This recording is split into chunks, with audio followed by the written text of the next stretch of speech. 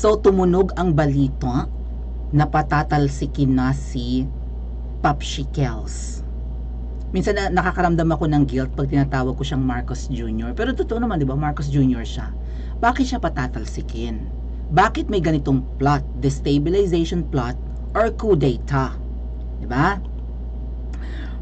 Ano ang dahilan ng mga retired generals actually ang nagbabalak? Pero alam niyo, napanood ko one time yung interview ng isa sa mga retired general. Sabi niya, kung tutuusin, hindi na nga daw siya nakikipaglaban. Kasi ilang taon na ba siya? 70 or 80s na? Baka mas matanda pa kay Tatay Digong. 'Di ba? Sinasabi daw ng kanyang mga kaapu-apuhan, anak, ganyan na ba't kailangan mo pang ganyan, makipaglaban pa kumbaga, tama na, pahinga na, no? Retired na nga. Yan, may pension na nga rin. Ay ang sabi ng general, paano na lang ang susunod na generations kung walang lalaban, 'di ba? Dapat nga silang humanga sa amin kasi kung tutuusin, kahit hindi na kami mag-aklas or hindi na bumatikos, if not mag-aklas, hindi na sila masyadong maapektuhan dahil sabi nga, 'di ba, nasa dapit hapon na ng buhay, hindi na natin alam kung ilang taon na lang ang natitira sa mga retired generals na ito. So, kung tutusin, dapat wala na silang pake, dapat hayahay na sila, hindi na sila dapat nagpapagod, nagpapaka-stress pa. Kaya lang, kung hindi sila ang maggaganyan, pupuna, magsasalita, babatikos, 'di ba? And ito nga po, isiniwalat na mag-aaklas, sino? Sino pa kung hindi sila? Kasi parang ang mga kabataan ngayon hindi rin aware sa nangyayari. Paano magiging aware ang media? Ang tahimik. Right? Hindi ba sila nakakarinig ng ugong-ugong? Ugong-ugong talaga. Na ang gobyernong ito, na ang administrasyong Marcos Jr. ay incompetent, palpak, sablay. Laman na nga rin ng balita nila ang pagmahal ng presyo ng mga bilihin Yung smuggling, kalat, yung drugs, kalat, ang corruption, kalat. Lahat na ang nananalo sa loto, katakataka, laging taga Bulacan. Parang gusto ko nang lumipat doon. Thank you, Peter Place.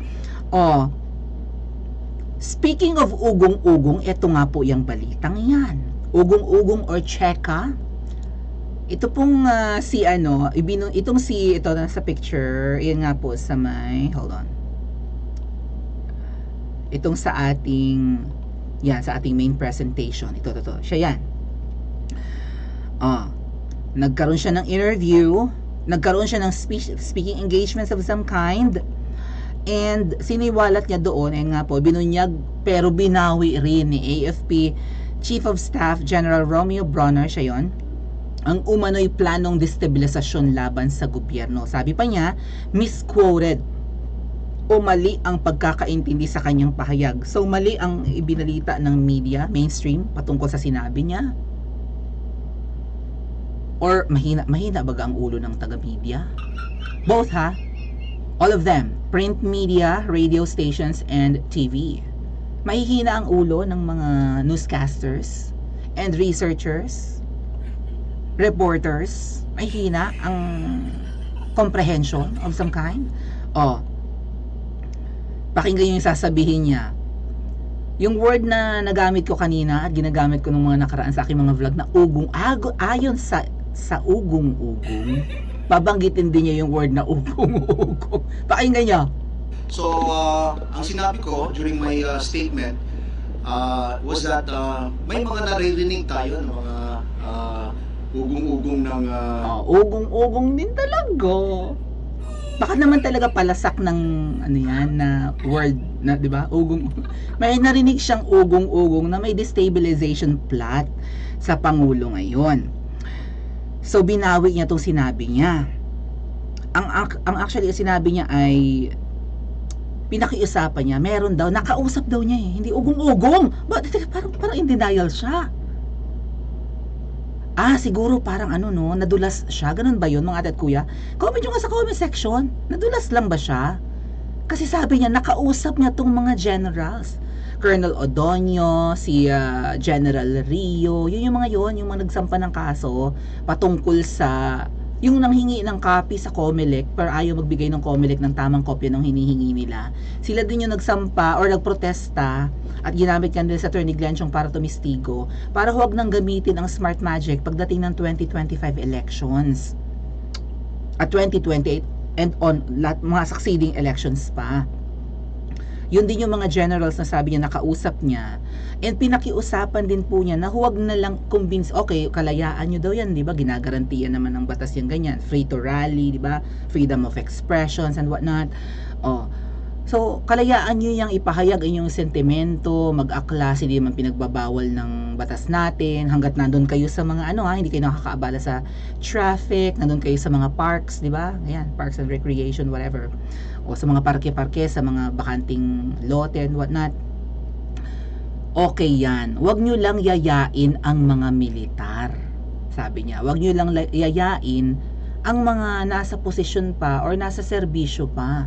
Yun yung sinabi niya. Ito simula ng video, ito hindi ko lang ma-play sa inyo kasi nga baka makapiright ako at ang Katol Network magaling mang copyright video na, feeling ko baka copyright nga ako eh. O, di ba kaya nigsiang ko lang. Ito yung balita na yan ng ABS-CBN. Ang hirap namang i-drag nito. Katol, ano ba? Ayan. AFP chief si Bronner says retired military officers, yung mga nabanggit ko, baka makita natin yung pangalan nila dito, trying to overthrow Marcos government, gustong patalsikin. Gigil na gigil ang mga ensaymada vloggers patungkol dyan, pag-usapan siguro natin mamaya, kasi pinagbibintangan nila na si PRRD ang utak ng pagpapatalsik sa administrasyong Marcos Jr. Well, PRRD, gawin mo nga. Total, pinagbibintangan ka na PRRD, gawin mo. The military's top commander urged soldiers in the southern Philippines not to entertain invitations to join the stabilization blah blah blah. Ayan nga po, binulgar. May grupo ng mga military officers na retired na. So nag-issue siya ng order na i-monitor ang foreign posts. Bakit? Anong connection noon? Whatever that is. Hindi na kasi importante yung ibang details eh. Nasa mga unang graph lang. May mga infiltration daw, blah blah blah. Hindi masyadong detalyado itong balita ng ang iksi naman magsulat ng ABS. Anyway, ito pa yung mga nakita natin dyan. Walang coup d'etat. Ito ang kinumpirma ni AFP Chief of Staff. Yun kanina. Sino itong lalaki na sa picture? Iba na ang mukha. Anyway, tingnan natin.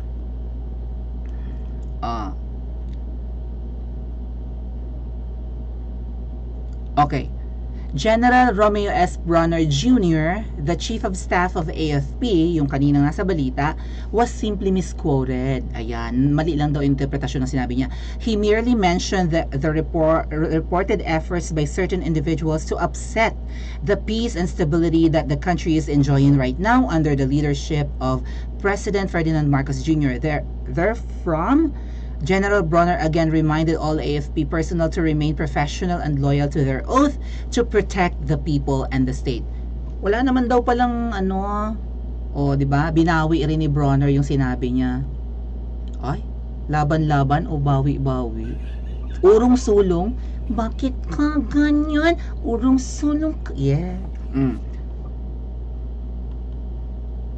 Wala naman palang destabilization plot. Wala naman palang nilulutong coup or coup d'etat. Bakit sinasabihan yung mga AFP personnel na manatiling professional at matapat sa kanilang sinumpaang tungkulin kung walang napipintong coup d'etat? Dininay nila, 'di ba? Nadulas lang si Bronner sa sinabi niya.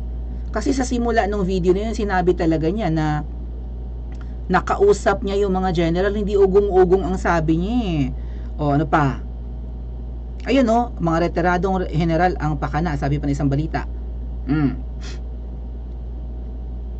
Hinimok ng pinakamataas na komender ng militar ang mga sundalo sa katimugang Pilipinas na huwag mag-imbita ng mga aktibong kasundaluhan na sumali sa mga pagsisikap sa destabilisasyon laban sa gobyerno.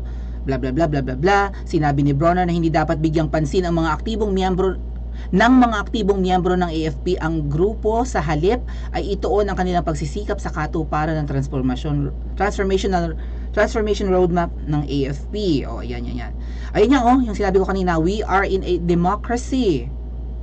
But please do not involve the active personnel of the AFP. Samantalang nag-utos si Bronner sa bagong AFP Inspector General blah blah blah na subaybayan ang mga dayuhang post. Yun na nga yung ibang details na katulad sa ABS-CBN.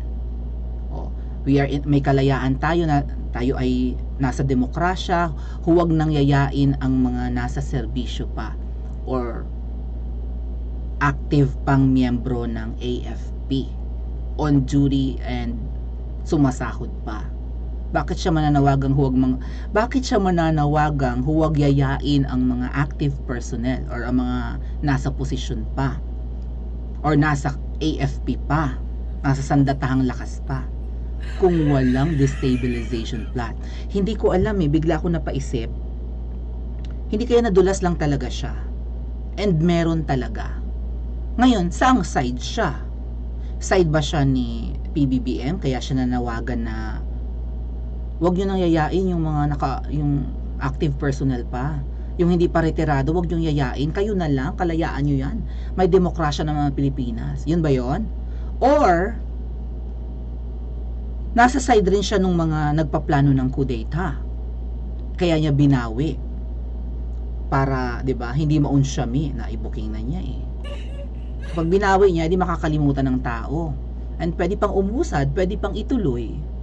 'Di ba? Pero kung tatanungin yung mga ate at kuya, ano naman ang katatakutan ng mga nasa posisyon pa, both politicians and itong mga naka-uniforme nating kasundaluhan? Ano ang ikatatakot nila sa mga retired generals na yan? Iilan lang naman. Kaya ba nilang mangumbinsi ng taong bayan? Sikat ba silang mga generals? Hindi nga ini-entertain ng media yung presko nila. Nagpa-presko ng mga yan. Yung mga generals na nabanggit ko, yung sina Colonel Odonio, ang pronunciation pa nga nung ensaymada ay Colonel. Taray, Colonel. Anyway, ganun ang spelling, di ba? Parang Korean lang kung anong spelling siya ang basa. Yan, Colonel Odonio, yun si General Rio, yun. At saka kung sino-sino pang mga retired na. Ano ang kanilang power? Hindi sila pinapansin ng media, hindi nga sumisikat yung papresko nila nung nilabanan nila at gusto nilang protestahan, 'di ba? Pinoprotesta nila yung smart magic. Hindi ina-entertain ng media yung kanilang mga papreskon, panawagan. Hindi naman sila kilalang personalidad online, hindi naman nagba-vlog. Mga retirado na nga Katutusin nagpapahinga na nga mga yan. Kaya lang nakikita nila ang kapalpakan. 'Di ba? At hindi ito nakikita ng ensaymada vloggers. At pinagbibintangan pang si PRRD at ang medyo patanong pa nga para siguro hindi malibel. Ano to, pina-finance ng mga Duterte? Sabi, mayaman ba ang mga Duterte? Mayaman ba si PRRD? Parang ganun pa rin naman ang bahay niya. Nung iniwanan niya ang bahay niya, nung lumipat siya ng Malacanang, pag uwi niya ng Mindanao, yun pa rin ang bahay niya sa Davao, sa Matina. Walang na-improve. Hindi naman yumaman ng Pangulo para makapag-finance pa na mag-re-raise ng coup o magpapatalsik sa Pangulo. Napaparanoid siguro di ko alam, napaparanoid rin yung general, napaparanoid na ang Malacanang, kaya napaparanoid na rin ang mga ensaymada. Kaya siguro sila paranoid kasi baka nga may maraming sumamang tao. Hirap ang taong bayan ngayon. Kung kailan natapos ang pandemic, sa kahirap. Panahon ng pandemic, hindi tumataas ang presyo ng bilihin. Hindi tayo nag-aalala na pag lumabas tayo after pandemic, 'di ba? Masasaksak tayo, na mapagtitripan tayo, maho-hold up tayo. Ngayon po, mas mahirap. After pandemic, balik ang kalakaran ng droga. So balik sintu-sintu na naman ang mga adik at tataas na naman ang krimen. May mga nahuling nagluluto ng tiyabu, non-bailable yan, hindi napapiyansahan, hindi naman na pinalaya. May nahuling tumanggap ng package ng kush o di ba, prohibited substance sa Pilipinas yan kasi high grade marijuana, nakulong, nakalaya. Kung tutuusin, non-bailable yun, dinaan sa technicality. Iba ngayon. Tapos may tanim kaso sa bumabatikos.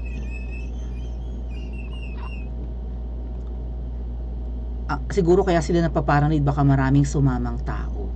Ako tatanungin yun, baka hindi naman eh. Ang iba kasi, ang hirap kasi sa Pilipinas, parang wala tayong pake. Right? Hindi tayo united, maybe because we live in an archipelago. Watak-watak tayo. Literal. 'Di ba? Dahil magkano, 7,000 mahigit? 7,600 islands sa Pilipinas. Hiwa-hiwalay tayo.